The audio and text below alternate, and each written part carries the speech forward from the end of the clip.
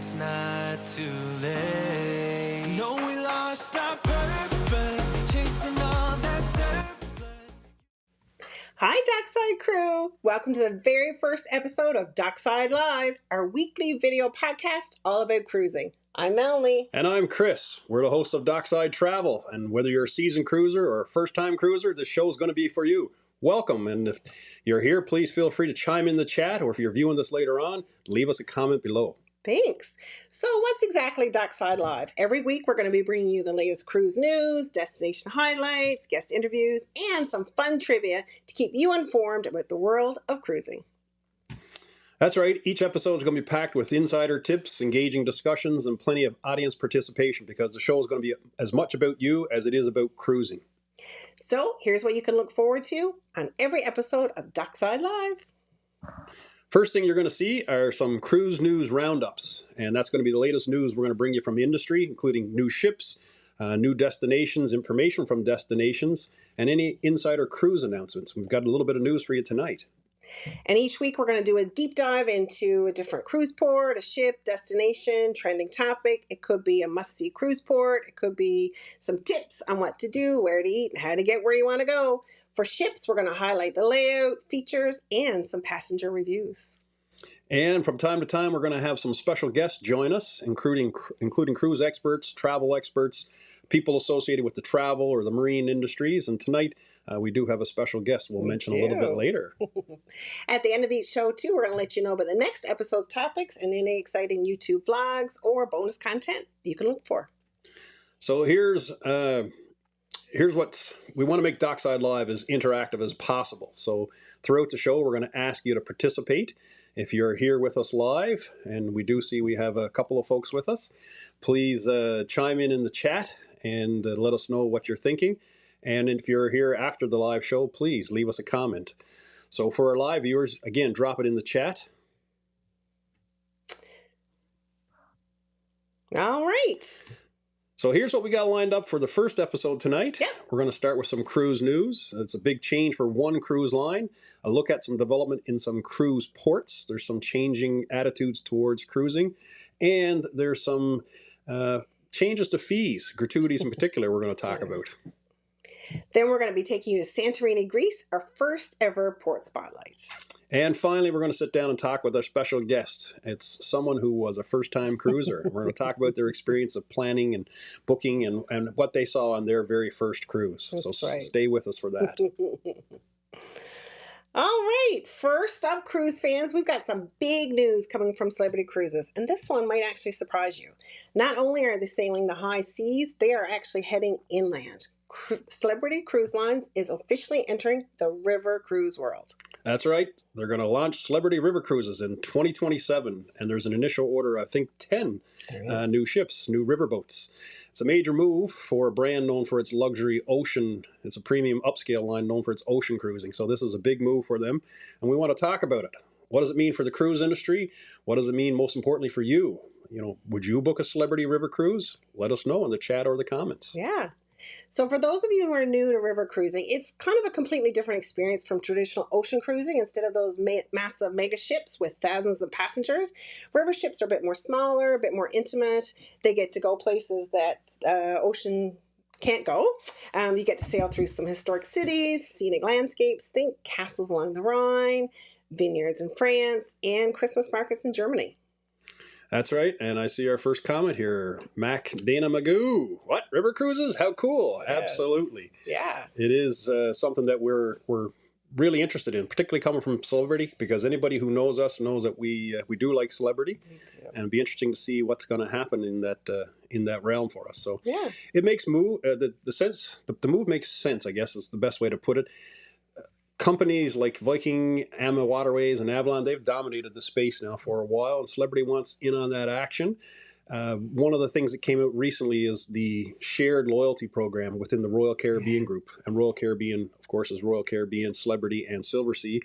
And one of the things that the CEO noted is that with that shared loyalty program, they're hoping that customers who want to try something a little different from their normal cruise line may stick within the group. And by the vast growth on river cruises itself, it's one of those booming sectors in the cruise industry. it's one of the things that Celebrity and Royal Group are hoping to cash in on, so that anybody who's loyal to them can stay loyal to the Celebrity River brand. I think river cruising too offers an opportunity to see things that you don't normally get to see. And people are looking for that intimate, more personal experience, and they're looking for an opportunity to try something a little bit different. There's people that have been there, done that. They've seen the places in the Caribbean or the big places that they really wanted to go in Europe. So now they're looking for those places that you can't normally get to, and they love the idea of the convenience that a cruise can offer. So, all right, Dockside crew, let's hear from you. You can drop your answers in the chat or certainly comment later. Number 1, have you ever taken a river cruise? And if so, how was it? Which one was it? Number 2, do you think Celebrity cruises can compete with brands like Viking? Why or why not? Yeah, that's going to be interesting to see. I know, Viking is known for it. But Viking went from river, branched out into ocean. So it's true. Now this is the opposite kind of move by Celebrity. So we'll see what happens in that world.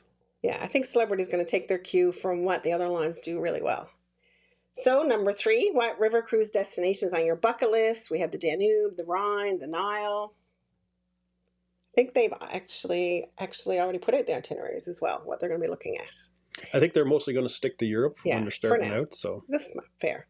And number 4, if you could design a Celebrity river cruise ship, what's one feature it must have on board? What would you say? I know what you're going to say.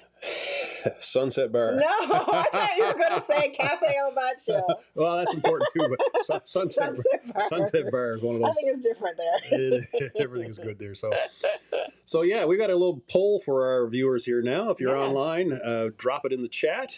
Have you ever, sorry, wrong one. Would you book a Celebrity river cruise? Mm-hmm. Would you? So is it something, when it launches, something you would be interested in? And there's 3 possibilities. So chime in A, B, or C in the chat or the comments. A, yeah, take my money now. I definitely want to do a river cruise. Or B. That's what you're picking, isn't it? Oh yeah, absolutely. We've always talked about doing a river cruise. We have. So. Yeah. And B, but I need some more details. Or C, no, I'm going to stick to ocean cruises. And there are folks who will fall in that category. I think so. Celebrity is definitely going to make me really seriously think about it. I think the one prohibitive thing about river cruising for folks, and us included, has sometimes been the price tag. Oh, fair. And, that's very fair. Yeah. So to do an equivalent length of time on a river cruise is a little more expensive. So I know, but look at the places you get to go. And we got another chat here now from one of our viewers. Yeah, can't wait to see us do it. So that sounds right. We're definitely interested in that. All right. So we have a second story. The rising cost of cruise gratuities. I don't know if you guys have heard, Dockside travelers, but let's talk about something that's hitting our wallets. There's gratuity increases straight across the board. If you cruise in the last year, you probably noticed that the cost of tipping keeps going up probably across every major cruise line, I think. Yeah, that's right. Over the past little while, Royal Caribbean, Norwegian, Carnival, Celebrity, even Disney Cruise Lines, they've all raised their daily gratuity charges in the last number of months, back through a year. And some of those increases have been a little steep. There's a big one-time jumps in some cases. So let's break it all down and talk about what that might mean for your next cruise. So one of the most recent changes, Royal Caribbean just announced another increase. It's bringing their gratuities to $18.50 per day for a standard cruise and $21 for suites. That's up from $18. Not a huge jump, but this is their second one in just a year. And you have other lines like Carnival, which bumped their daily gratuities from $14.50 to $16 a person for their standard cabins, and they went up to $18 for their suites back in 2023, so just over a year now. Norwegian Cruise Line went a little further. They went from $18 to $20 for standard cabins and $25 for suites. So Norwegian made a big jump. Princess Cruises raised their gratuities between August and October of last year in 2024 to $17 a person, $18 for mini suites, or $19 for people in suites. So they're a little more modest increases across the Princess line. Yep. And Disney Cruise Line actually just raised their gratuities in January from $16 or up to $16 per person per day in a standard room, $27.25 for concierge level guests. Yeah, that's a bit of a daily rate for a gratuity, but Celebrity Cruises raised their standard gratuities back in July of 23 to $18 a day, $23 for suites. So it's clear that it's not a one-off situation. It's not just one line that's raising the gratuities. Every major cruise line is starting to hike them. And we may be due for another round of increases, as we've seen with Royal and Disney, bumping things up to kick things off in 2025. So there may be more coming. Definitely. Yep. So, Dockside Crew, here. We want to know what you think about that. Are you okay with these gratuity increases, or do you think cruise lines are just going a bit too far? Do you prepay your gratuities, or do you prefer handling them when you get off the ship that last day? Or for those of you who have cruised recently, have you noticed a difference in service with these increased tips? I think we have noticed the increase. We tend to prepay them, and we like to prepay them at time of booking. I think for us, we pretty much always prepay our tips. Yeah. Once upon a time, when we started cruising 20 years ago, it'll be 20 years next month. Is it really? It'll be 20 years, our very first We're cruise. old. And we're not that cruising old. for 20 years. But I remember we had your bill came. It was in paper in those days. Yes. And you paid your gratuities at the end of the cruise. We did. I remember that. And you could always do the option. We still do the option of additional, if you have really good service. I had forgotten that we had to pay them at the end. That's right. You paid them at the end when you got your bill for the week. So, but nowadays we just do it all before. And we just factor it right into the cost. So the cost includes our gratuities all the time. Yeah. So, time for another little viewer poll. Anybody wants to chime in here? What do you think about these cruise gratuity increases? Is it, totally fair? Crew members deserve it, and that's one of the challenges everybody's had now in the last number of years is getting good staff and keeping them. Recruitment and retention is always at the top of the list.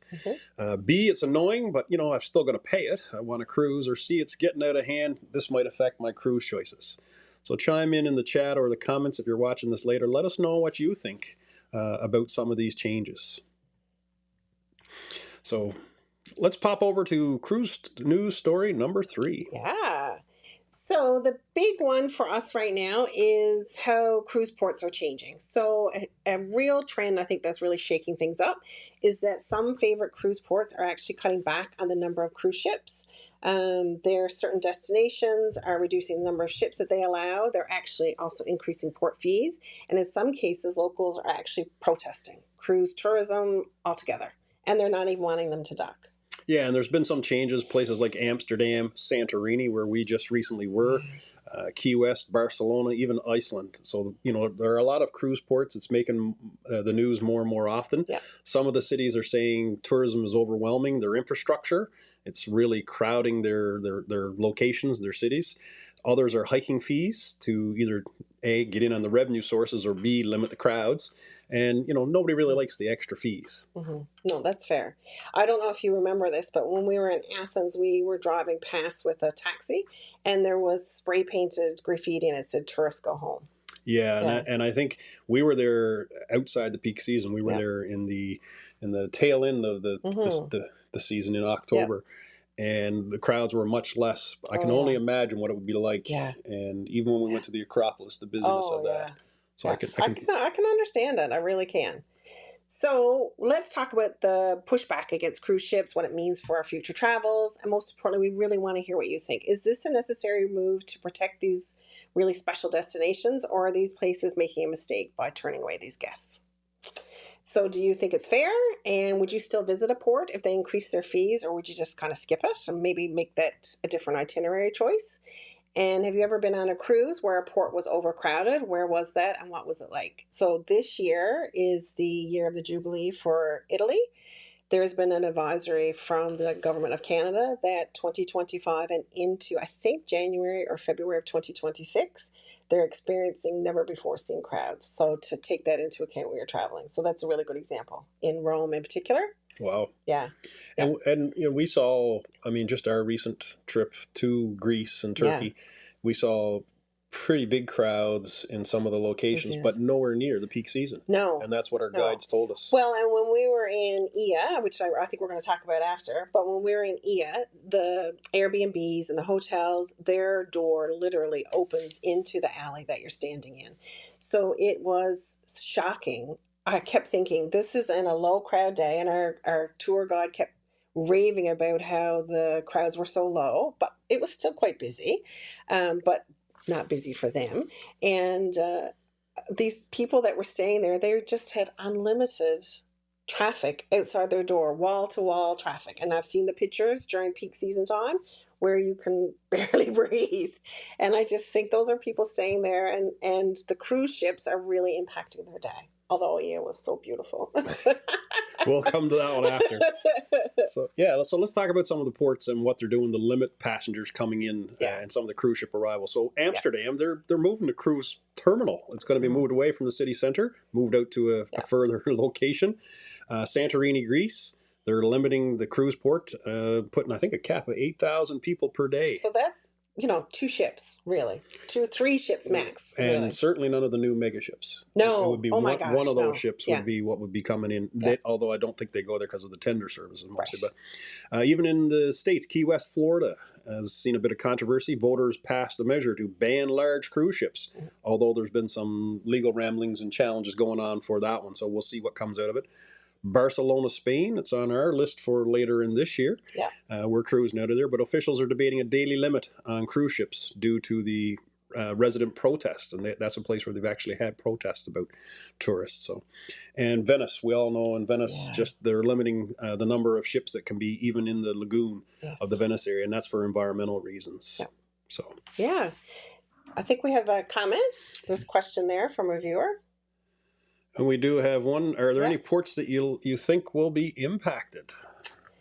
I think more of the European ones, just because the infrastructure is so different and their tourism season is longer. I think that will really make a difference. Well, sorry, not longer, but it's intense. So there's a really intense period of time when there's a lot of travel. So I think you're going to see the ones that we just mentioned, the Barcelonas, the Greece ones. Italy is a big one as well, where you're really going to be very much impacted, and you're going to see some really significant decreases in those things, just because there's not enough infrastructure for them, and people are really overwhelmed. They don't have the ability to handle all of those things. Yeah.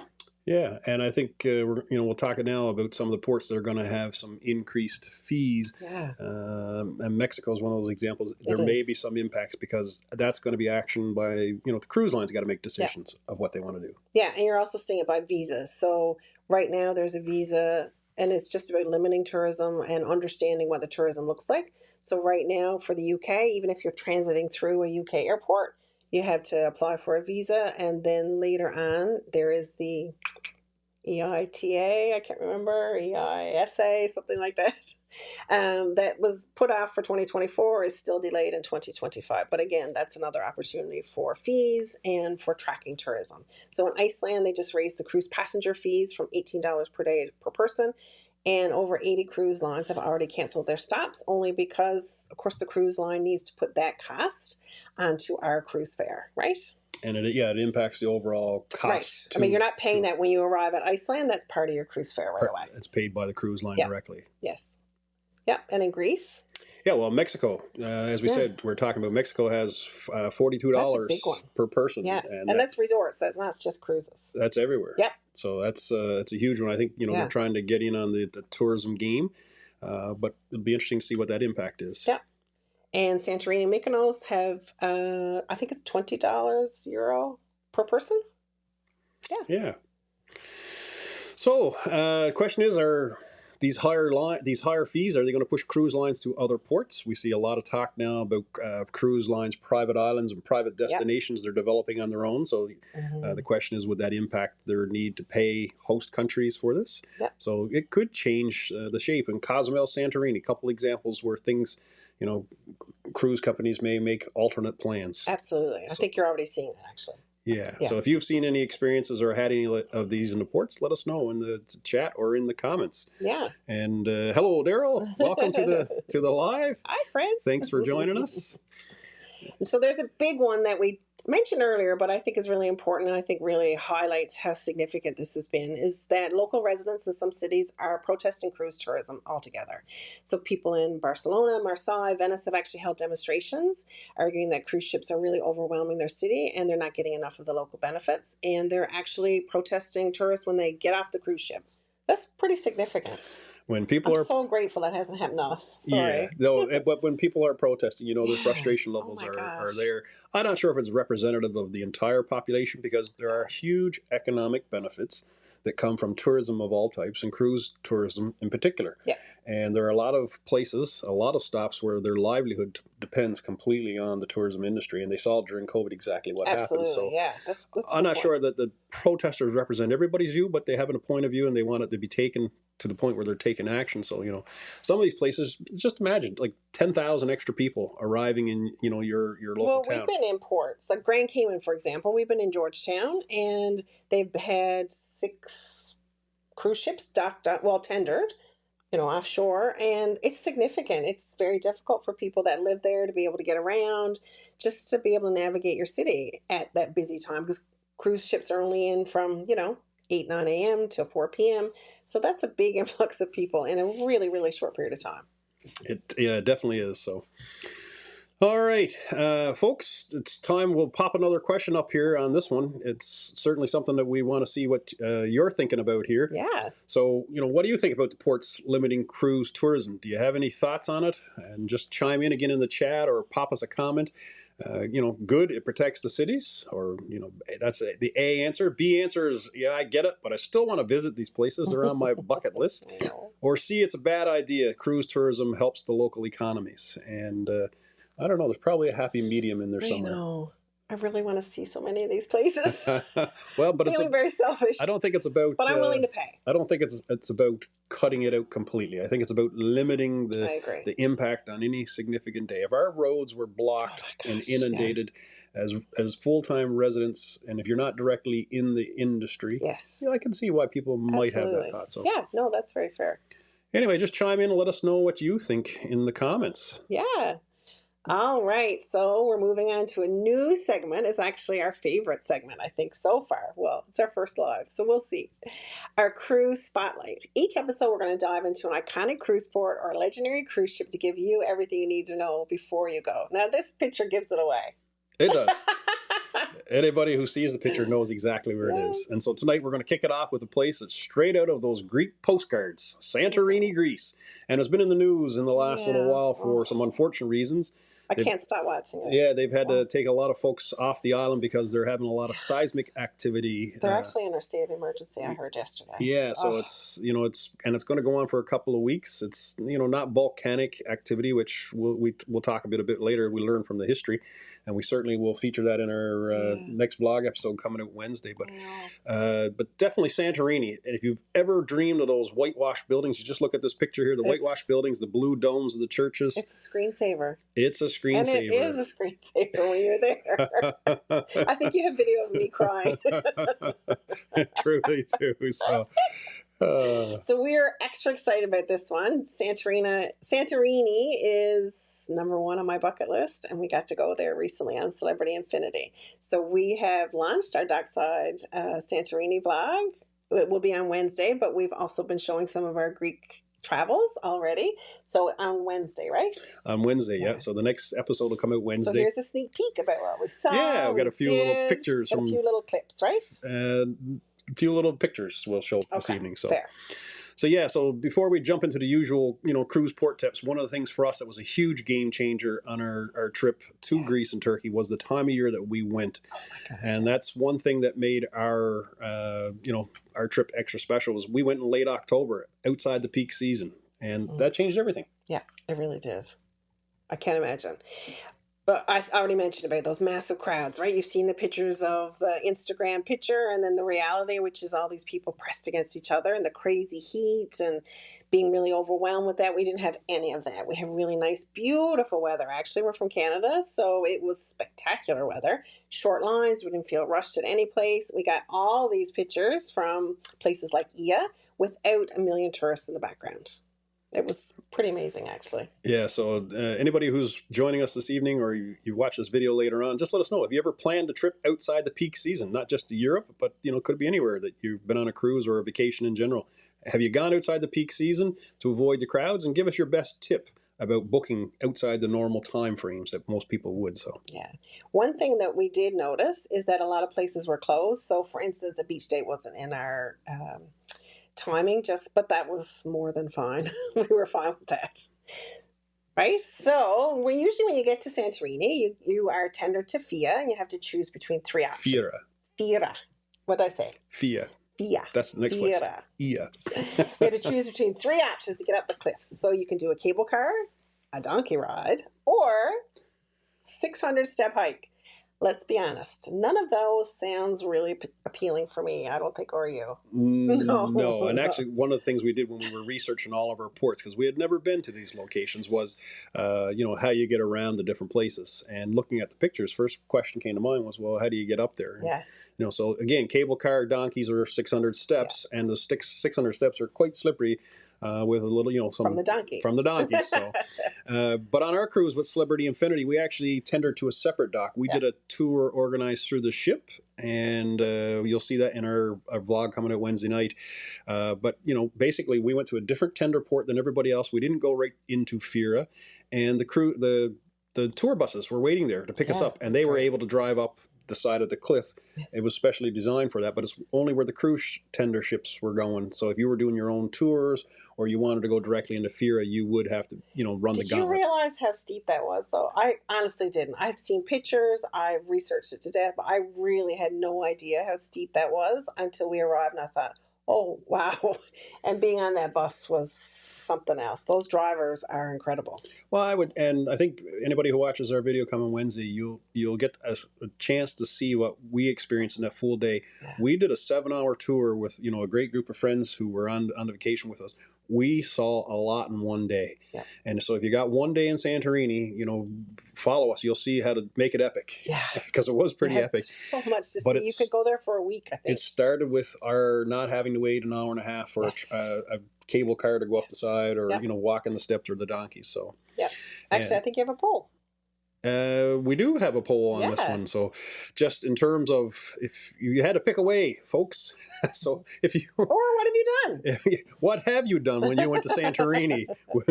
What are your preferences? The cable car? Great views despite the lines you got to wait for? Friends of ours did the cable car. Yeah, they did. They took the cable car up. They waited. They really liked it. The 600 stairs, for some folks, that's nothing. I do that twice a day, every day, going 600 stairs. Maybe it's part of their gym workout. I don't know. The donkey... I ain't afraid of an old donkey do. Maybe that's what your choice is. Or forget all that. Just give me the bus. We'll take the ship's organized tour. So, and we do have some folks chiming in on the chat here now. So, great comment we got here. Just let me clear out some of the things that I got up here in the background. So. Yeah, Daryl, it really was. It was one of those places just like the postcards. Absolutely was. Yep. We got a comment here. A, let's take the cable car quick and easy.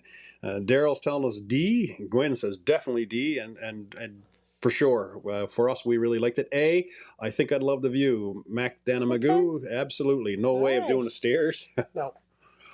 We might have tried them, but just time-wise, I think, for us. And Danielle is telling us the bus, which the bus was incredible. Absolutely. Yeah, absolutely. And, we got EMP 1887. So, we got a bit of different folks from different places. So yeah.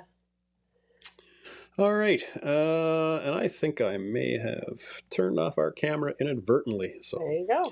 So, yeah, that's how, just getting into Santorini, that's the first choice. So let's talk about what we did, what you shouldn't miss. Yeah, so our first stop was the iconic town of Ia. And this place really is just as beautiful. I could do a whole episode on Ia. The white buildings, the blue domes, the caldera views, it's something else. And yeah, Suzanne, we agree. Air conditioning was, that's right. Especially if you go in the summer. On the bus, yeah. On the bus, it would be big there. But yeah, the blue domes of Ia was absolutely spectacular. And something special happened on the day we were in Santorini. Tell them. Well, it was. When we were there, it was not just getting a chance to go to Santorini. It was a national holiday. October 28th, and it was a fun fact. It was Ohi Day, and it's a big Greek holiday. It commemorates back when Greece refused to surrender to the Axis in World War II. And the prime minister of the day, when asked would they surrender, the resounding Ohi was no. And that's sort of a rallying cry for the folks in Greece. And now they celebrate that there. And when we were there, and you'll see this in our blog, the church bells were ringing. Kids were marching in their uniforms going into the church. It felt like we had ordered the perfect Greek day. So it was spectacular. That big, giant Greek flag. There we are. There we are in the town square, and the church behind us in the picture. There was a parade. It was amazing, and it made the experience even more special. It felt almost like a dream. I can't say enough about it. So next up, we visited a Santorini winery, and we sampled some of their famous wines from volcanic soil. So fun fact, you cannot get any Greek beers or wine, am I saying right, or liquor. They don't export them. Well, the Greek wines, what we were told at the winery is they just consume what they produce nationally. Yes. So it truly is one of those cases where we got to taste the wine and we might not find it again. I think you might have to special order it in. I don't know. So at least here in Canada, maybe the US, you're a little I'm going to be looking everywhere I go because it really was something. Yeah, it was. Look where we were. That was the view. That was our ship ship in the background here, and it was quite a view. It really was. You know, we had some snacks, the three different wines, and not rushed at all. No, it was a nice stop, and learned a lot about just even on the way there how they grow the grapes in these baskets are woven. They don't put them up like normal vineyards. They're in little baskets on the ground. I'd forgotten this. Protect from the wind and the sun. So it's anyway. Yes. And here's some of our good friends who were with us at the winery. That's such a beautiful picture. It is in the background. Looks like we're cheering. And we are cheers. It looks like you're holding your glass up the highest in that picture. Maybe. It might have been a Opa or a Yamas. Two of the things that we learned. So yeah, for sure. All right. And then we headed to a place called Gratuity. And so for anybody who never been there before, it's an old ancient Minoan city. It was buried under volcanic ash. I think it was like 12 or 17,000 years ago. And so long before, even the modern Greeks or the Romans and all that, it was incredible to see all the layers of ash as we walked outside. And I know there's a scene in our vlog. I took a picture of the video and showed it. In some places there were, 50 feet, 60 feet of ash on top of the town that, was there before. And these weren't just rudimentary towns. They were multi-level buildings. They had running water. And this was thousands of years BC. Markets. Yeah. It was amazing. And the other thing about this place, it was a great place to grab a cold beer. It really, yeah. You guys were walking around after about 30 minutes of touring around in the ruins. For me, my attention span, I was getting a little thirsty, so I went back to the little cafe and tried a Mythos beer. So, do you have a picture of the beer? I don't have a picture of the beer. I don't think so. And then we moved on to what I think is our favorite part. We had a traditional Greek lunch. There's some of that food with some live music, some dancing, and what else did we do? Oh, we had some plate smashing, and we went full on Opa, is what I would say we did while we were there. The food was great while we were here. They taught us the traditional Greek dances, and it was quite fun and interesting while we were at it. But again, for us, the dancing was important. But when we got into the plate smashing... But we didn't know. I mean, we knew that we were stopping for our lunch, but we had no idea when we booked this tour. Oh, there you are. I popped this one up, and there's us. We didn't know that this was part of it. We thought we were just going for a lunch. We didn't know anything about the music or the dancing. And the whole ceremony of smashing the plates is one of sign of joy, and it's a celebration. Letting go of negativity is what our tour guide told us about that. So it was it was quite the day, and we had a lot of fun. Yeah, there was some opa and some yamas. When people are toasting, it's the Greek way of saying cheers. So let's do a virtual toast. Do you have something to drink? Oh, and a nice mug. Let's say Opa Yamas. We do say that once in a while. We do. We brought that home from Greece, and we do it with the family, so we have a little bit of fun with it. So that's a wrap up on our Santorini experience, and join us Wednesday night where our full vlog episode will be coming out. I got to say, sometimes when you edit videos, sometimes you're okay. Let's make not too long. Santorini was one where when I initially laid out all the video, it would have been like a 19-minute video, and I had to cut it back. And there we go. Opa from Daryl. Daryl was with us, and Daryl smashed the plate as well. He did. But it's one of those things where, it was a great experience in Santorini. Join us for the vlog. I had to cut back the video. It's so much I had to take out because it just would have been too long of an episode. So I really want to go back. There's so many other places to see, though. There is. So All right. So our next segment, moving right along, for all those first-time cruisers out there, or anyone who's ever wondered, is cruising for me. We have Ryan. Hi, Ryan. Oh, gotta Oh, get here we Ryan go, Ryan. connected. There Hello, you go. Ryan. How you doing? Good. How are you? Good. It's nice to see you. I know it's seeing you so close but so far away at the same time. I know. Thanks for joining us. So Ryan is a special guest for us tonight. He went on his very first cruise with us on the Celebrity Beyond just last year. So it was an interesting trip, and we wanted Ryan to share his background experiences, what he went through. So we want to talk a bit about it. Yeah, so we did an 8-night Caribbean cruise on board the Celebrity Beyond, sailing from Fort Lauderdale, return to Aruba, Bonaire, and Curacao. Not too shabby a first-time cruise, by the way. But I think Yeah, you're I hooked. think Would that be fair to say, Ryan? yeah, I think I've officially ruined all future cruises for myself. Just between the itinerary and the days and how it all lined up, it was perfect. I know. We really had a great time. Ryan, they love seeing you in the videos. You have fans everywhere. And I think it was your true Good. enthusiasm that you showed. It came out in a lot of our vlog episodes, and it was definitely there. But let's start this off with a viewer poll while we got Ryan here, just to see, because Ryan is a first-time cruiser. But for the folks that are watching, drop it in the chat. How many cruises you been on? A, I'm a total newbie. Never cruised before. You're just watching to learn and find out more. Or B, I've been on just one, but I'm ready for more. And I think Ryan might fall in that category. C, I've been on a few. But, I'm starting to get the hang of it now. Or if you're like us, we fall into category D.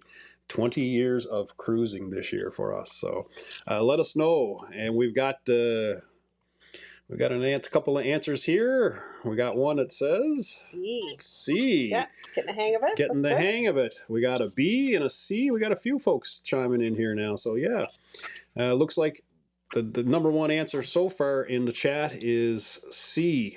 9 now. Oh, Suzanne tells us good for 9 now. I you. think, wow. And I can remember Suzanne's very first cruise. I think it was with us. It was on the Celebrity, and it was one of the Solstice class ship. Reflection or Equinox? I don't know. I bet she remembers. I think it was Reflection. Suzanne might be able to chime in and let us know what she remembers about it. So Ryan, let's start with you. This was your very first cruise ever. Before we got on board, what were your thoughts about cruising? You'd heard us talk about it a lot. So were you nervous, excited? What'd you think? I think I was a little nervous. I think everyone had talked about it a lot and hyped it up, but it was like just seeing all the videos, seeing the size of the ship. I knew what to expect and didn't know what to expect at the same time. So I guess that little bit of uncertainty. At the same time, though, I was really, really excited to get to just on the ship, get in the pool, get in the excursions, and just kind of enjoy everything. In the pool. He was so excited for a pool. He loved the pool. So Dockside crew, the folks that are watching here tonight, or if you watch this later, do you remember your first cruise? What were you most excited or nervous about? Oh, what was your first cruise? Our first cruise. Our first cruise was on the Carnival Triumph. That's right. And our very first port of call was Cozumel, Mexico. That's right. And I was nervous about getting off in a foreign cruise port. Never been there before. And what did we do? We rented a Jeep and drove all around the island without knowing what we were doing. I was excited to practice my Spanish that I had learned from Dora the Explorer. Oh my God. So Ryan, just tell us, you're getting ready for your first cruise. Did you do any research to get ready for this? What were some of the things you might have been worried about? I think probably a lot of the research I did was I watched YouTube videos, like just watching what people did, watching people in similar ports, watching people on similar ship, just trying to have a little bit of an idea of what to expect. I think like you, Chris, I was a little bit nervous about getting off in a foreign port. I can remember being like, just take your cruise ID, like that's all you really need. And part of me was really nervous about that. I think also just getting around in a foreign country, I was nervous the ship was going to leave me behind a lot. But at the end of the day, once you get settled into being off the ship, wasn't really that big of a deal. We wouldn't have left you behind. No, I had great babysitters with me the whole time. So that was probably helpful and probably calmed my nerves a little bit. So before we even got on the ship, though, we had a little bit of cruise fun. We stayed at Lago Mar Resort in Fort Lauderdale, a beach day to kick off the vacation. That was pretty spectacular. What do you think? Oh, it was special. I think Oh, there you just are, being there, looking at Ryan. that picture that morning. That's the morning right before the cruise, I think. We Our were friend. up Oh my gosh. at pre-dawn to get that sunrise. Oh, it was wee Worth hours of the it. morning. It felt like, but it was amazing. I felt like coming down the day before. I didn't feel like we were rushed getting on the cruise. Kind of had that day to unwind, Yeah, get adjusted.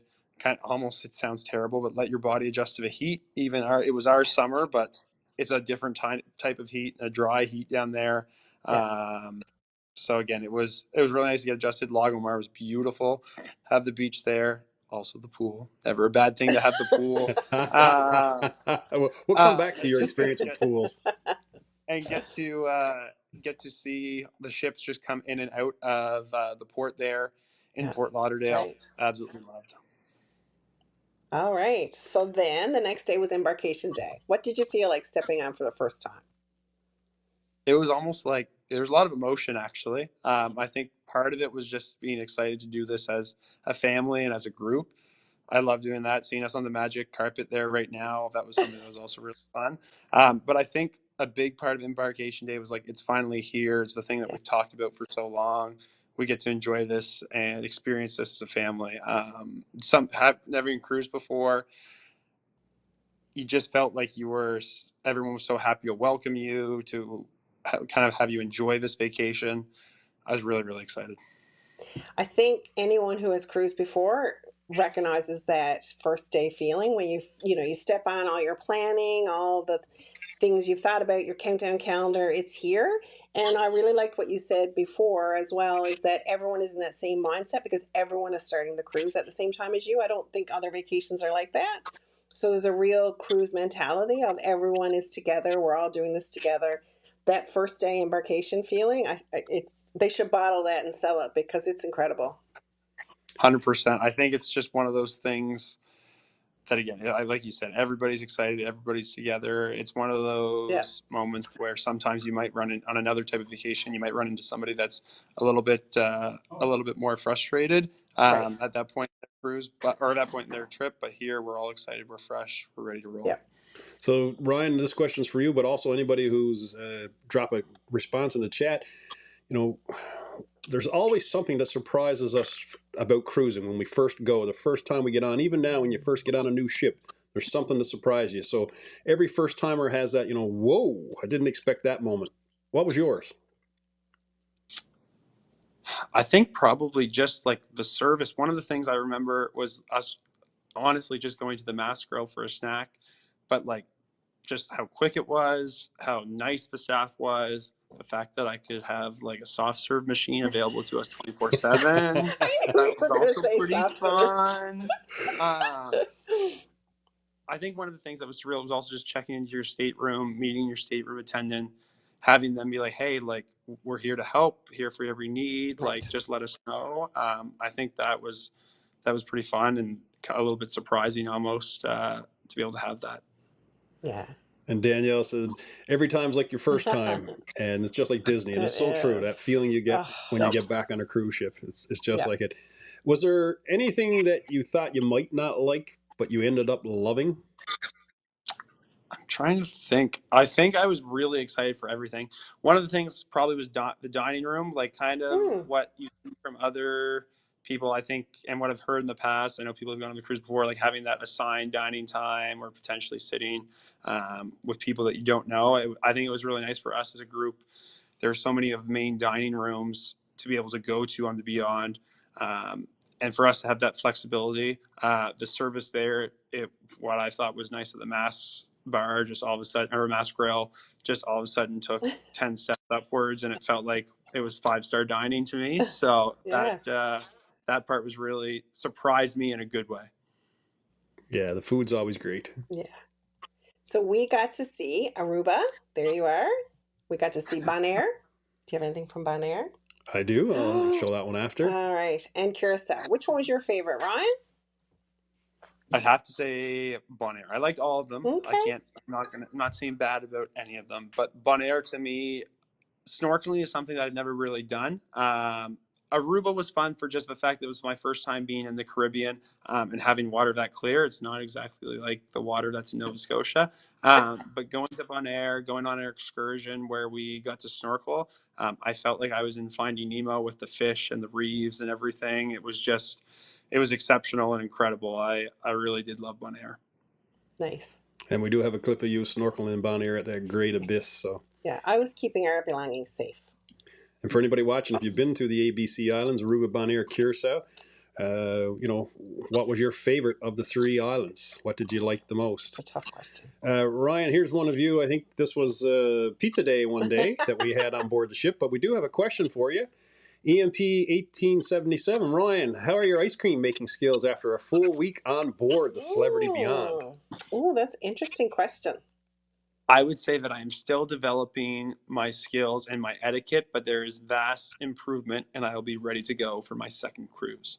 That sounds like a challenge. Practice makes perfect. Practice makes perfect. I don't know if you could say I am an expert yet, or I have my PhD in soft serve, but I would say that I am much better than when I started. When it comes to favorite islands, Daryl's been there, and he says Aruba is his favorite of the 3 islands. So. Okay. All right. Now we have to talk about something very, very important and very exclusive to Ryan, the pools and the hot tubs, because you did a special segment for us called Poolside with Dockside. Poolside with Dockside, where he reviewed all the pools and the hot tubs at Lagomar Resort, Celebrity Beyond. Ryan, what are your verdicts? Look at that. Jumpability was a key one. Jumpability, that was right. That was a really good jumpability pool. That was a good one. I agree. Yeah, they were all good. I honestly, I love the pools. I think Lagomar was really nice. You had a couple of nice options if you wanted to jump, if you wanted to not. Just saying. On the Beyond, though, I think what was really neat, kind of those infinity pools, and then even the solarium pool. I felt like I never felt like I would. If you went up at the right time, you never felt like you were crowded. I think during the day they got a little bit more crowded, but in the morning, in the evenings, it was never like, oh my gosh, there's way too many people in here. I feel like claustrophobic. So that was really, really nice. So Ryan, big question now. What was the hidden gem when it comes to pools and hot tubs? Of all the pools and hot tubs you saw, what was your hidden gem?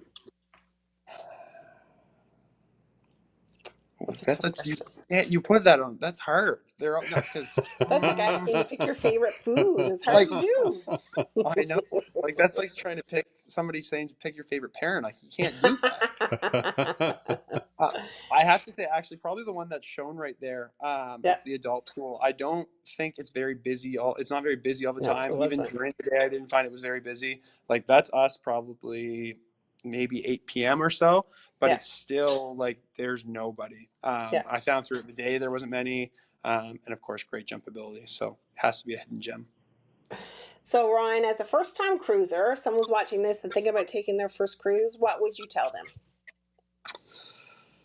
I think go for it.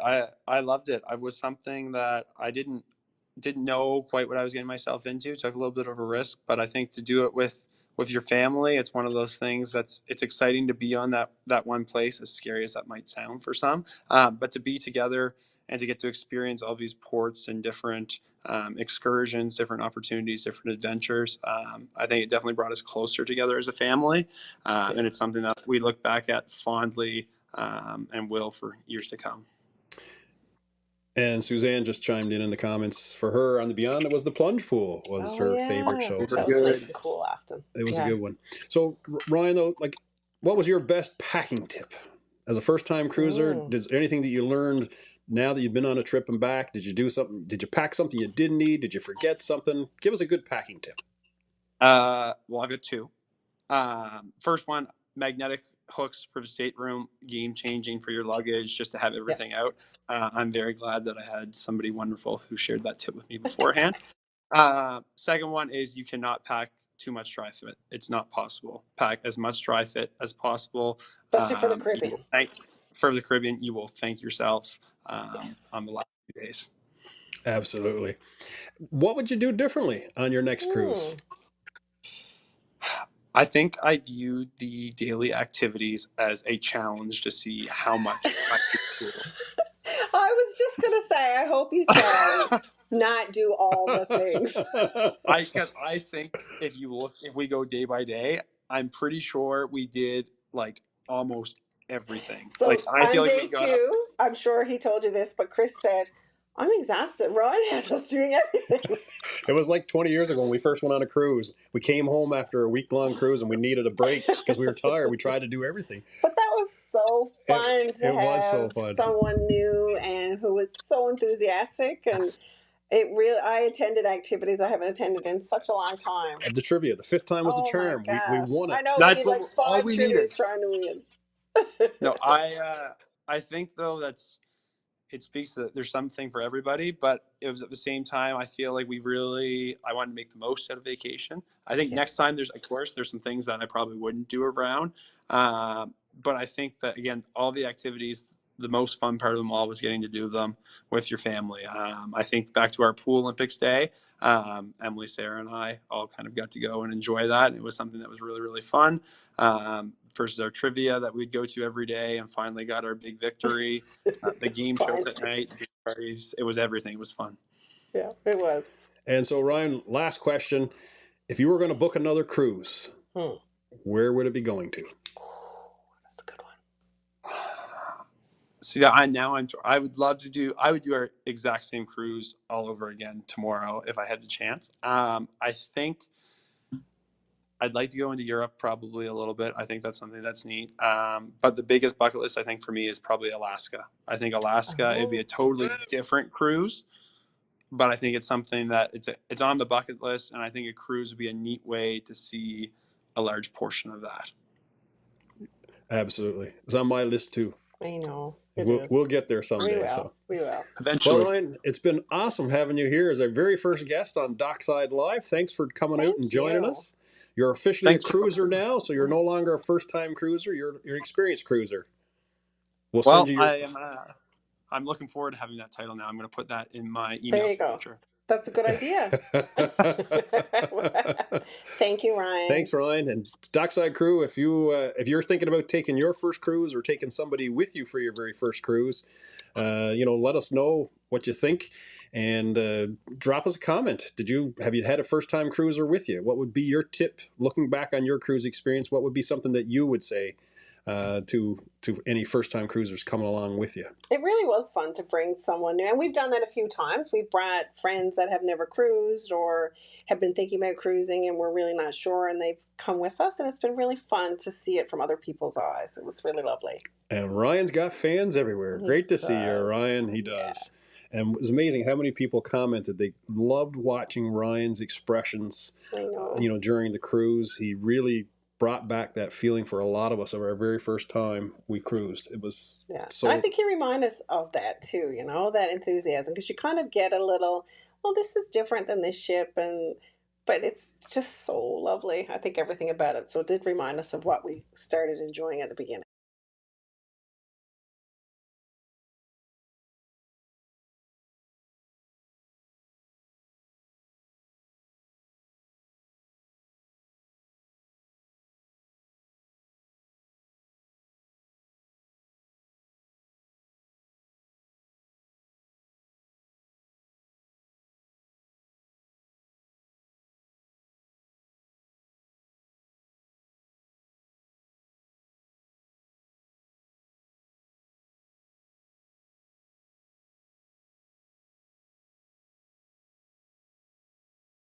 Oh, looks like our volume dropped there. We got a comment. Thanks for reminding us there. So yeah, we did have a number of things.